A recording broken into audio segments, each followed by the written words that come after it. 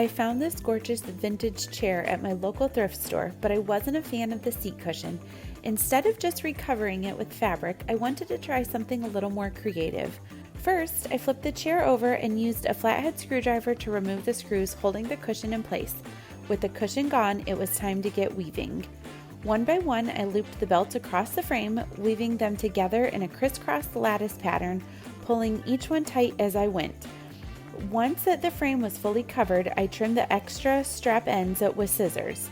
The result? A super sturdy, surprisingly comfortable Newt seat with tons of personality. It's such a unique twist on a traditional chair makeover, practical, stylish, and totally one of a kind. Would you try this flip on a chair of your own? You know all those lonely donated lampshades you see at thrift stores? Well, pick up a matching pair. And while you're at it, pick up a thrifted belt with a buckle that is 1 to 2 inches wide.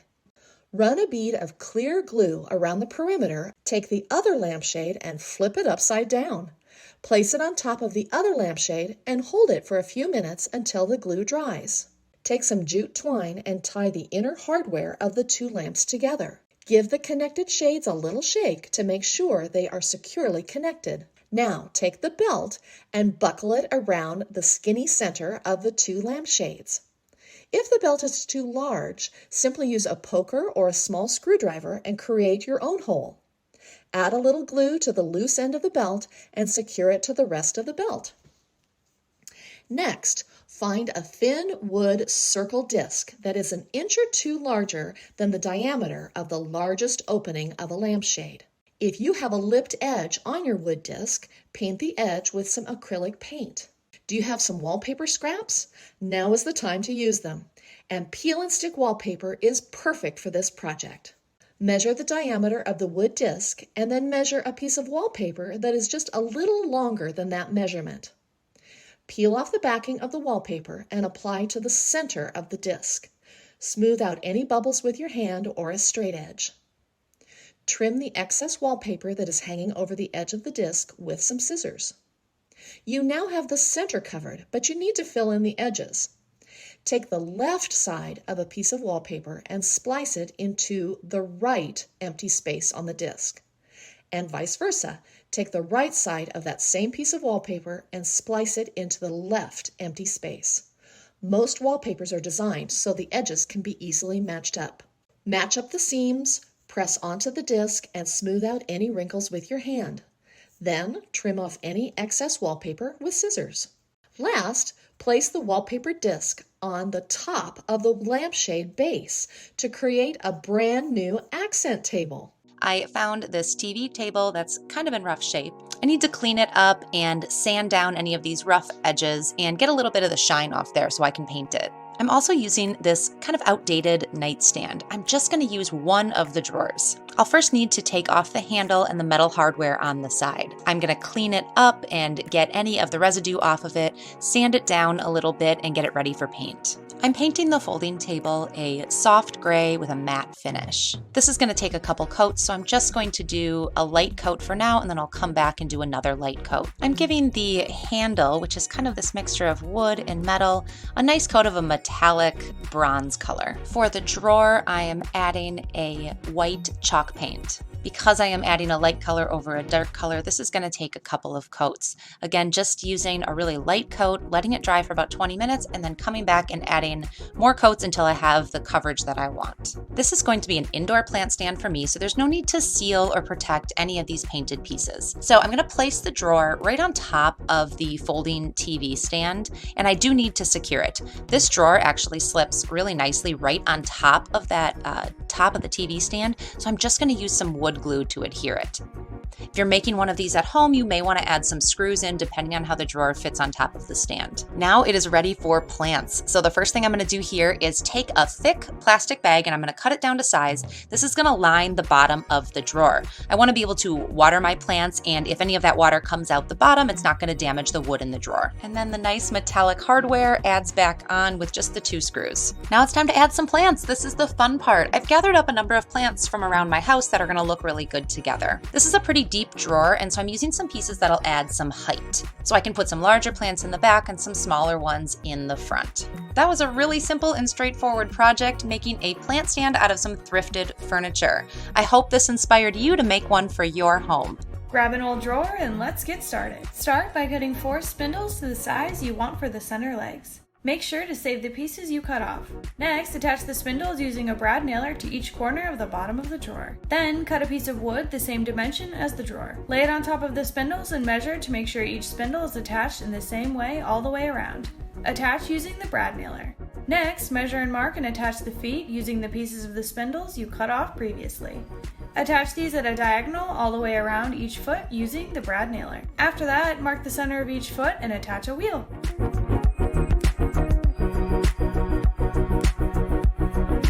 Then, remove the hardware from the drawer. Next, clean it with TSP.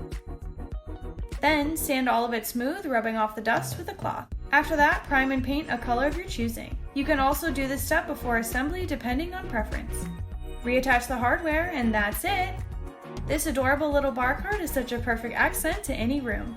It can be totally customized to fit any space. I was driving down the road the other day and noticed this chair sitting out for free. There's only one of them, but I got a great idea for it. First thing I'm going to do is remove the support that's holding the backrest.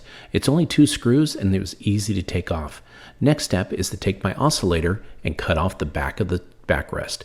Then I'm going to use a drill and drill through where the seat was being held together.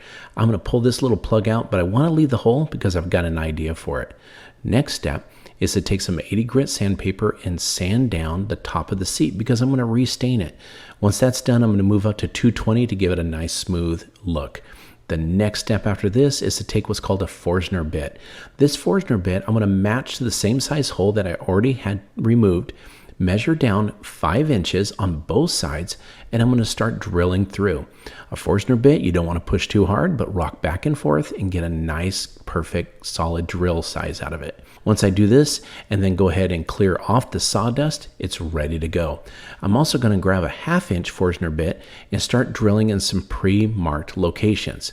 But you may not notice I did make a mistake. The left side hole is a little too close to the edge, but I've got a solution that I can make this fixed and make it work. I'm going to take the sawdust that I had drilled through, I'm going to put it in a cup. The sawdust is the same wood that I used when I drilled through. By mixing some wood glue together, I'm going to mix it together to make it kind of like a little bit of a Play-Doh. Then I'm going to take this, after I put some wood glue in the hole and mix it all around, I'm going to take this little putty that I made and I'm going to pack it into the hole that I want to get rid of. I'm going to stuff it in there with the popsicle stick and then try to level it off on the top. I need this to dry for about an hour. While it's doing that, I'm going to take the legs and all the supports and I'm going to put a primer on there. I'm going to use a white primer and let it dry a good couple of hours, and then I'm going to take some nice cabinet paint and give it a nice smooth finish, and I'm also going to put 2 coats on there. As you can see, it's looking really good with just that first coat. Now it's time to sand down that little plug that I got rid of. Once it gets sanded down, it's going to look really good. When I stain it, it's actually going to look awesome. But before I stain, I want to get some pre-stained wood conditioner. What this does is I'm going to put this all around the top of the seat, and it keeps the stain from blotching. This is definitely something you want to put on and let dry for about an hour. Once that's done, I'm going to grab some ebony stain and start putting it on there, going with the grain, but also making sure I get pushed in with my rag. I use a rag and not a brush because I feel like it gives it a nice clean finish. And then once that dries overnight, I'm going to use some polyurethane to put some nice finish on this, and it gives it a nice coating, and it also gives it a nice protectant. Once that's all done and it dries, I'm going to grab some rope here. This is 1 inch thick rope, and I'm going to tape the end so I can push it through the larger size holes on 2 of each side. Once I push that down in there and get the perfect length that I want, I'm going to tie a knot on both sides, and then I'm going to cut it off. I'm going to do the same with the smaller holes. Then I'm going to grab some sandpaper and just kind of rough up the legs a little bit to give it kind of a rustic look. I love how this is turning out. Now watch this. I'm going to put it at the front door. Look at those nice little twine ropes and everything and that perfect finish, and it looks awesome. And it's great for holding up a potted plant, anything that I want to put out there. I think it turned out beautiful. I hope this inspired you to not throw that old furniture away, but go ahead and upcycle as you please. What do old blue jeans and organization have in common? The answer might surprise you. For this project, I first went to the thrift store and headed straight to the clothing section. I rifled through the pants and found the perfect pair of dark blue jeans that were 50% off, making them only $3. I started by cutting the small front pocket, making sure to only cut the front layer of the jeans. Then I turned the jeans over and removed the 2 back pockets and all the loops. Once everything was removed, I trimmed the excess fabric from the pockets and loops. The frame of the corkboard came with a slight finish on it, so I used some 220 grit sandpaper to quickly sand that finish off. I wanted to start over with bare wood. I used a clean microfiber cloth to remove the dust, then stained the frame with 2 coats of stain in the color Golden Pecan. Once the stain was fully dry, I sealed the wood with a wipe-on poly and again allowed the frame to dry. First, I measured the inner portion of the corkboard, which was 21 3/4 inches long by 15 3/4 inches wide. Then, using my rotary cutter and the mat, I cut the fabric to size, 21 3/4 inches long by 15 3/4 inches wide. Once the fabric was cut, I squeezed some fabric glue onto the top third of the corkboard, then spread it evenly with a foam brush.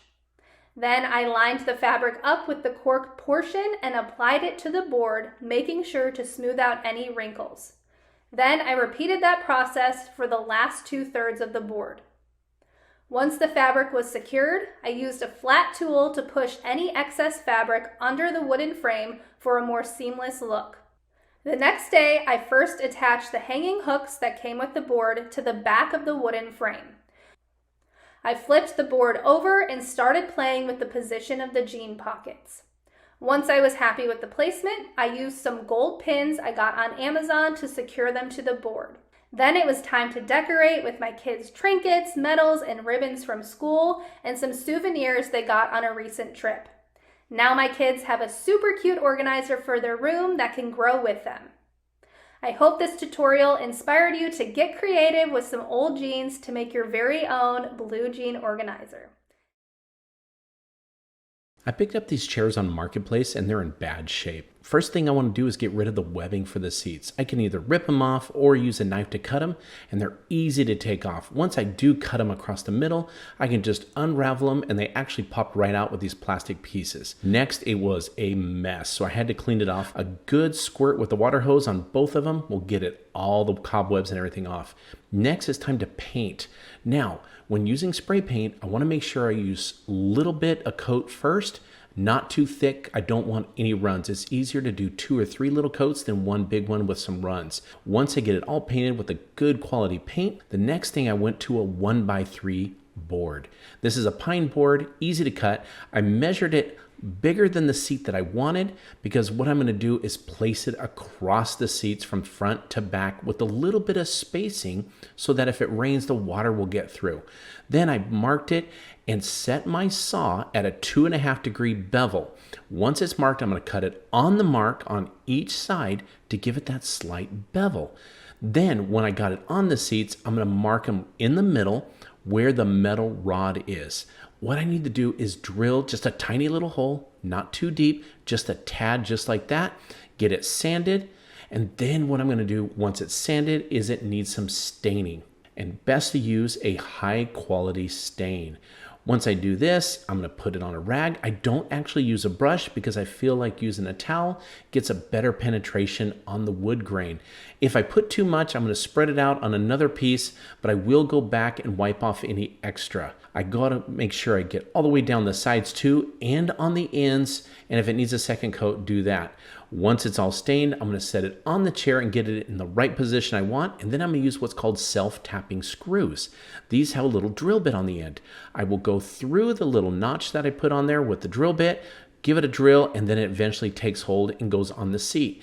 The reason I did the little notch is I want the head of the screw to sit inside the wood so it's not sticking up. That way when you sit on it, it doesn't cause any problems. Now, once I get all the screws in and everything that I need, watch this. This is what it looked like before, and this is what it looked like after. I think the transformation was amazing. I loved it. Don't throw that old furniture away because you can upcycle it.